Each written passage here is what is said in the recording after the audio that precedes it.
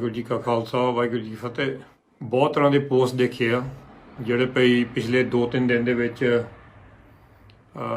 Post ਮੈਂ ਕੀਤਾ ਆਪਣੇ ਫੇਸਬੁੱਕ ਤੇ ਪਈ ਲੰਗਰ ਅਸੀਂ ਬੰਦ ਨਹੀਂ ਕਰ ਸਕਦੇ ਕਦੀ।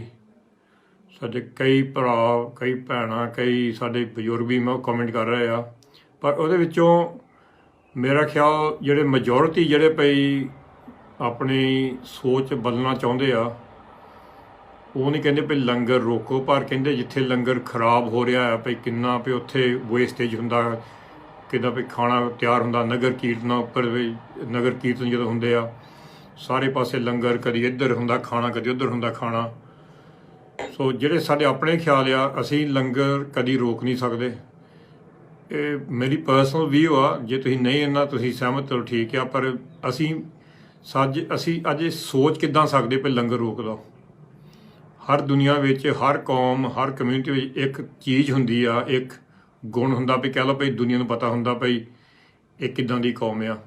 ਸਾਡੇ ਵਿੱਚ ਹੈਗੀ ਸੇਵਾ ਤੇ ਲੰਗਰ। ਤੇ ਲੰਗਰ ਦੇ ਵਿੱਚ ਇਕੱਲਾ ਇਹ ਨਹੀਂ ਭਈ ਇਕੱਲਾ ਗਰੀਬਾਂ ਨੂੰ ਛਕਾ ਕੇ ਹੋਰ ਨਹੀਂ ਕਿਸੇ ਨੂੰ ਛਕਾ ਸਕਦੇ। ਤੁਹਾਨੂੰ ਪਤਾ ਜਿਹੜੇ ਅਮਰੀਕਾ ਵਿੱਚ, ਯੂਰਪ ਵਿੱਚ, ਆਸਟ੍ਰੇਲੀਆ ਬਾਹਰ ਜਿਹੜੇ ਗੁਰਦੁਆਰੇ ਕਈ ਦਿੱਲੀ ਵੱਲ ਵੱਡੇ ਵੱਡੇ ਗੁਰਦੁਆਰੇ ਜਿੱਥੇ ਕਾਫੀ ਅਮੀਰ ਸਿੱਖ ਜਾਂਦੇ ਆ ਉੱਥੇ ਲੰਗਰ ਚੱਲਦੇ ਆ। ਇਹ ਲੰਗਰ ਇਕੱਲੇ ਮੇਰਾ ਖਿਆਲ ਇਕੱਲੇ ਗਰੀਬਾਂ ਨਾਲ ਨਹੀਂ ਗਾ, ਗਰੀਬਾਂ ਲਈ ਪਹਿਲਾਂ ਪ੍ਰਾਇਓਰਟੀ ਆ। ਸਾਨੂੰ ਪਤਾ ਵੀ ਪਹਿਲਾਂ ਗਰੀਬਾਂ ਦਾ ਢਿੱਡ ਭਰਨੇ ਚਾਹੀਦੇ ਆ। ਇਹ ਲੰਗਰ ਦਾ ਇੱਕ ਉਹ ਵੀ ਮਤਲਬ ਆ ਭਈ ਇਹਦਾ ਭਈ ਜਿੱਥੇ ਕੋਈ ਵੱਡਾ ਕੋਈ ਰਾਜਾ ਆ ਜਾਵੇ ਤਾਂ ਉੱਧਰੋਂ ਕੋਈ ਆ ਜਾਵੇ, ਕੋਈ ਨੌਕਰ ਆ ਜਾਵੇ ਕਿਸੇ ਦਾ, ਇੱਕ ਥਾਂ 'ਤੇ ਪੰਗਤ ਲਾ ਕੇ ਸਾਰੇ ਛਕ ਸਕਦੇ ਆ ਇੱਕ ਦੂਜੇ ਨਾਲ ਗੱਲਬਾਤ ਬਰਾਬਰ। ਤੇ ਉਹ ਬਰਾਬਰਤਾ ਵਿੱਚ ਆਈ ਲੰਗਰ ਦੇ ਵਿੱਚ ਭਈ ਤੁਸੀਂ ਲੰਗਰ ਆਏ ਆ, ਗੁਰੂ ਦੇ ਘਰ ਆਏ ਆ ਜਾਂ ਪੰਗਤ ਲੱਗੀ ਆ ਤੇ ਲੰਗਰ ਦੇ ਵਿੱਚ ਸਾਰੇ ਬਰਾਬਰ ਆ। ਇੱਕ ਤਾਂ ਹੈਗਾ ਢਿੱਡ ਭਰਨਾ ਜਿਹੜਾ ਅਸੀਂ ਤੁਹਾਨੂੰ ਪਤਾ ਬਹੁਤ ਜਥੇਬੰਦੀਆਂ ਖਾਲਸਾ ਵੀ ਕਰ ਰਹੇ ਆ। ਦੂਜੇ ਦਾ ਮਤਲਬ ਆ ਬਰਾਬਰਤਾ, ਭਈ ਗੁਰੂ ਨਾਨਕ ਦੇ ਘਰ ਸਾਰੇ ਬਰਾਬਰ ਆ। ਕੋਈ ਰਾਜਾ ਹੋਵੇ, ਕੋਈ ਨੌਕਰ ਹੋਵੇ, ਕੋਈ ਗਲੀ ਸਾਫ਼ ਕਰਨ ਵਾਲਾ, ਕੋਈ ਇੰਜੀਨੀਅਰ ਹੋਵੇ, ਸਾਰੇ ਬਰਾਬਰ ਆ। ਸੋ ਕਈ ਵਾਰ ਅਸੀਂ ਗੱਲ ਸਮਝਦੇ ਨਹੀਂ ਗੇ। ਦੂਜੇ ਪਾਸੇ ਚਲੋ ਮੈਂ ਤੁਹਾਨੂੰ ਨਾਲ ਸਹਿਮਤ ਹੋਏ ਨਾ ਅੱਜ ਭਈ ਤੁਸੀਂ ਕਹਿਣਾ ਭਈ ਲੰਗਰ ਰੋਕੋ। ਕਈ ਮੈਸੇਜ ਇੱਥੇ ਆਏ ਆ ਲੰਗਰ ਰੋਕੋ ਆਪਣੇ। ਅਸੀਂ ਮੈਂ ਕਿਸੇ ਬੰਦੇ ਨੇ ਲਿਖਿਆ ਸੀ, ਕਾਫੀ ਲਿਖਿਆ ਸੀ 2-3 ਬੰਦਿਆਂ ਨੇ ਕਿ ਮੈਂ ਅੱਜ ਤੋਂ ਲਾ ਕੇ ਲੰਗਰ ਨੂੰ ਪੈਸੇ ਨਹੀਂ ਦੇਣੇ ਤਾਂ ਮੈਂ ਬੱਚੇ ਸਿੱਖਾਂ ਦੇ ਪੜ੍ਹਾਉਣੇ ਆ ਭਈ ਇੱਦਾਂ ਉੱਦਾਂ। ਫਿਰ ਜਦੋਂ ਮੈਂ ਸਵਾਲ ਕੀਤਾ ਤੂੰ ਕੀ ਪੜ੍ਹਾਊਂਗਾ ਬੱਚਿਆਂ ਨੂੰ ਭਈ ਜੇ ਕੋਈ ਗਰੀਬ ਉੱਥੇ ਭੁੱਖਾ ਮਰ ਰਿਹਾ ਆ ਤਾਂ ਦੂਜੇ ਪਾਸੇ ਪਿੱਠ ਮੋੜ ਮੂੰਹ ਕਰ ਲਓ, ਪਿੱਠ ਦਿਖਾ ਉਹਨਾਂ ਨੂੰ। ਤੁਹਾਨੂੰ ਅਸੀਂ ਬਿਲਕੁਲ ਸਹਿਮਤ ਆ। ਹੁਣ ਮੇਰਾ ਕੀ ਧਾਰਨਾ ਚੈਲੰਜ ਇਹ ਆ, ਅਸੀਂ ਇੱਕ ਖਾਲਸਾ ਏਡ ਆ ਅਤੇ ਕਿੰਨੇ ਹੋਰ ਵੀ ਸੰਸਥਾ ਬਹੁਤ ਚੰਗਾ ਕੰਮ ਕਰ ਰਹੇ ਪੰਜਾਬ ਦੇ ਵਿੱਚ। ਉਹ ਤੁਹਾਨੂੰ ਘੜੀ ਘੜੀ ਕਹਿ ਰਹੇ ਆ ਵੀ ਸਾਨੂੰ ਸਪੋਰਟ ਕਰੋ, ਕੋਈ ਬੱਚਾ ਸਪੋਂਸਰ ਕਰੋ ਤੁਸੀਂ, ਜਾਂ ਤੁਸੀਂ ਕੁਛ ਨਾਲ ਸਾਡਾ ਸਾਥ ਦੇਵੋ, ਅਤੇ ਸਾਥ ਨਹੀਂ ਮਿਲਦਾ।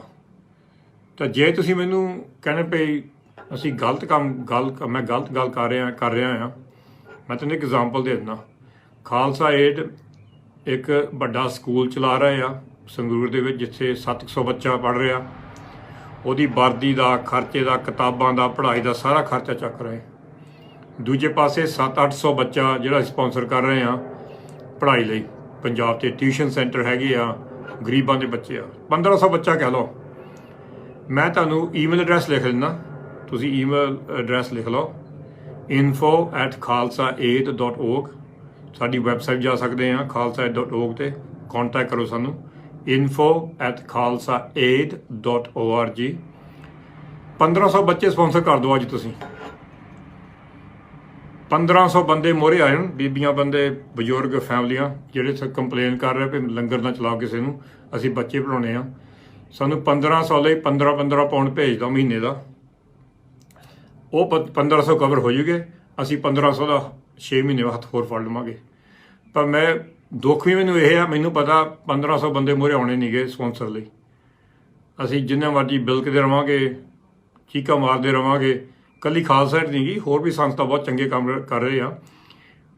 ਸੋ ਲੰਗਰ ਇੱਕ ਪਾਸੇ ਦੇ ਲਓ, 1000 ਰੁਪਈਏ ਦਾ ਤੁਸੀਂ ਲੰਗਰ ਕਿੰਨੀ ਸੰਗਤ ਨੂੰ ਛਕਾ ਸਕਦੇ ਆ, ਅਤੇ 1000 ਰੁਪਈਏ ਨਾਲ ਤੁਸੀਂ ਇੱਕ ਬੱਚਾ ਵੀ ਮਹੀਨੇ ਪੜ੍ਹਾ ਸਕਦੇ ਆ। ਸੋ ਤੁਸੀਂ ਸਾਰਾ ਕੁਝ ਬਰਾਬਰ ਦਾ ਕਰ ਰਹੇ। ਮੈਨੂੰ ਸਮਝ ਨਹੀਂ ਆਉਂਦੀ ਵੀ ਇਹ ਕਿੱਦਾਂ ਅਸੀਂ ਆਪਣੇ ਮਨ 'ਚ ਸਵਾਲ ਕਰ ਲਿਆ ਪੈਦਾ ਵੀ ਲੰਗਰ ਬੰਦ ਕਰੋ, ਲੰਗਰ ਬੰਦ ਕਰੋ। ਪੜ੍ਹਾਈ ਕਰੋ ਪੜ੍ਹਾਈ ਕਰੋ। ਤੁਹਾਡੀ ਜਿਹੜੀ ਸਰਕਾਰ ਆ ਤੁਸੀਂ ਉਹਨੂੰ ਵੋਟਾਂ ਪਾਉਂਦੇ ਆ। ਉੱਧਰ ਵੱਡੀਆਂ ਵੱਡੀਆਂ ਸੰਸਥਾਵਾਂ SGPC ਵਾਲਿਆਂ ਗੋਲਕਾਂ ਭਰੀਆਂ ਆ। ਜੇ ਚਾਹੁੰਦੇ ਆ ਸਾਰੀ ਹਰ ਗਲੀ ਪੰਜਾਬ 'ਚ ਸੋਨੇ ਦੀ ਬਣਾ ਸਕਦੇ ਆ। ਹੁਣ ਤੁਹਾਨੂੰ ਮੈਂ ਚੈਲੰਜ ਦੇ ਦਿੱਤਾ, ਜਿਹੜੇ ਕਹਿੰਦੇ ਭਈ ਲੰਗਰ ਰੋਕੋ।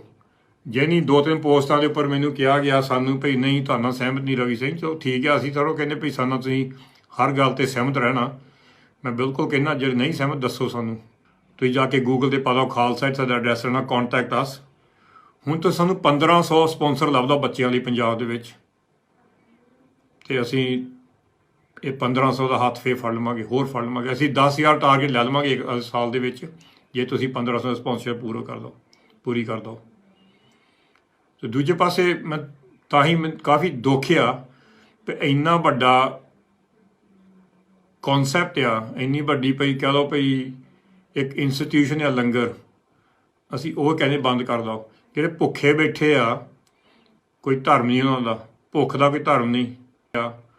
ਭਈ ਸਿੱਖ ਜਿਹੜੇ ਸਿੱਖ ਆ ਸੜ ਨਾ ਖੜੇ ਆ, ਅਸੀਂ ਕੰਡੀਸ਼ਨ ਨਹੀਂ ਪਾਉਂਦੇ ਕੋਈ ਮੁਸਲਿਮ ਹੋਵੇ, ਕੋਈ ਹਿੰਦੂ ਹੋਵੇ, ਕੋਈ ਈਸਾਈ ਹੋਵੇ। ਕਈ ਵਾਰੀ ਜੋ ਦਿੱਲੀ ਵਿੱਚ ਹੋਇਆ ਸਾਰਿਆਂ ਨੂੰ ਦੁੱਖ ਆ, ਜਿਹੜਾ ਭਈ ਸਿੰਘ ਨੂੰ ਕੁੱਟਿਆ 84 ਮਗਰੋਂ 10-15 ਹਜ਼ਾਰ ਸਾਡੇ ਸਿੰਘ ਸਣੀਆਂ ਮਾਰ ਦਿੱਤੇ, ਸਿੰਘ ਲੂ ਦਿੱਤੇ ਸੜਕਾਂ ਵਿੱਚ ਦਿੱਲੀ ਵਿੱਚ, ਉਦੋਂ ਲੰਗਰ ਨਹੀਂ ਰੁਕੇ। ਹਾਂਜੀ, ਇਹ ਨਹੀਂ ਅਸੀਂ ਸਮਝਦੇ ਵੀ ਸਾਨੂੰ ਅਸੀਂ ਲੰਗਰ ਛਕਾਉਂਦੇ ਅਤੇ ਸਾਡੇ ਵੱਲ ਵੀ ਚੰਗੀ ਤਰ੍ਹਾਂ ਦੇਖਣ, ਕੋਈ ਸਾਡੀ ਕੋਈ ਕੰਡੀਸ਼ਨ ਨਹੀਂ ਹੁੰਦੀ।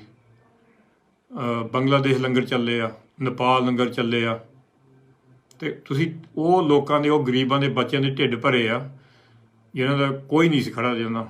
ਉਹਦੇ ਨਾਲ ਕੌਣ ਖੜਾ ਹੋਇਆ? ਗੁਰੂ ਨਾਨਕ ਦੇਵ ਜੀ ਖੜੇ ਹੋਏ ਨਾ। ਗੁਰੂ ਨਾਨਕ ਸਾਹਿਬ ਖੜੇ ਹੋਏ ਕਿਉਂਕਿ ਗੁਰੂ ਕਾ ਲੰਗਰ, ਗੁਰੂ ਤੋਂ ਆਉਂਦਾ ਸਾਰਾ ਕੁਛ। ਪਰ ਆ ਵੀ ਮੈਂ ਮਾੜਾ ਜਿਹਾ ਪੋਸਟਰ ਜਿਹੜਾ ਪੋਸਟਰ ਇਹ ਬਣਾਇਆ ਸੀਗਾ ਬੈਂਕ ਨੇ। ਆ ਦੇਖੋ, ਇਹ ਬੈਂਕ ਨੇ ਬਣਾਇਆ ਸੀ ਪੋਸਟਰ। ਇਹ ਬੈਂਕ ਜਿਹੜੀ ਆ ਨੇਸ਼ਨ ਵਾਈਡ ਬੈਂਕ ਆ, ਜਿਹੜੀ ਬੈਂਕ ਆ ਜਿਹੜੀ, ਅਤੇ ਇਹਨਾਂ ਨੇ ਬਣਾਇਆ ਸੀਗਾ ਭਈ ਮੈਨੂੰ ਲੰਡਨ ਸੱਦਿਆ ਸੀਗਾ ਪਿਛਲੇ ਸਾਲ ਭਈ ਲੰਗਰ ਦਾ ਮਤਲਬ ਕੀ ਆ, ਭਈ ਦੱਸੋ। ਬੈਂਕ ਦੇ ਜਿਹੜੇ ਕਈ ਨੌਨ ਸਿੱਖ ਵੀ ਸੀਗੇ, ਤਾਂ ਬੜੇ ਖੁਸ਼ ਹੋਏ ਭਈ ਇੱਕ ਵੱਡਾ ਕੌਨਸੈਪਟ ਹੈਗਾ, ਕਿਉਂਕਿ ਅਸੀਂ ਕਈ ਵਾਰੀ ਗੱਲ ਦੱਸਦੇ ਨਹੀਂ ਬਾਹਰ ਅਸੀਂ ਕੌਣ ਆ।